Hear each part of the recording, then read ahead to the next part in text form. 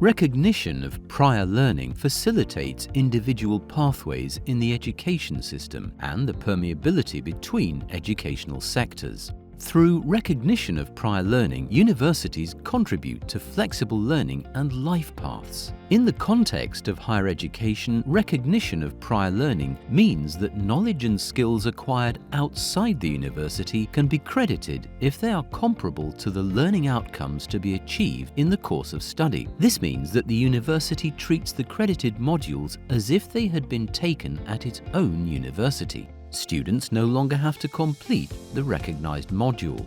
Students can apply for the recognition of various competencies. These may have been acquired in formal, non-formal, or informal contexts and can include, for example, vocational qualifications, in-company further training, or practical experience from a profession. The federal states regulate recognition of prior learning in their respective higher education laws. The legal provisions, therefore, vary depending on the federal state. The universities anchor the relevant regulations in their study and examination regulations. There is no overarching legal basis for recognition of prior learning in Germany. However, a number of resolutions and guidelines, for example of the KMK or the Accreditation Council, provide orientation for the federal states. Some general administrative principles apply to the recognition of prior learning. The applicant must cooperate, procedures must be completed within reasonable time limits,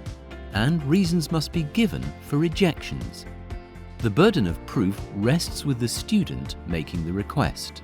The most important principle of recognition of prior learning is the examination of the equivalence of competencies. Those acquired outside of university must be equivalent to those of the study modules in terms of content and level. More information on the equivalence can be found in our film about the content check. If the equivalence of the competencies is given, they will be recognized in accordance with the regulations in the state university laws. In most federal states, a maximum of 50% of the course of study can be replaced by recognition of prior learning. There are different procedures for the recognition of prior learning. A distinction is made between individual and blanket procedures. More on this in the procedure video. Recognition of prior learning facilitates the transition to university. For example, when students want to reorient themselves, and thus provides bridges and transfer opportunities between the educational sectors.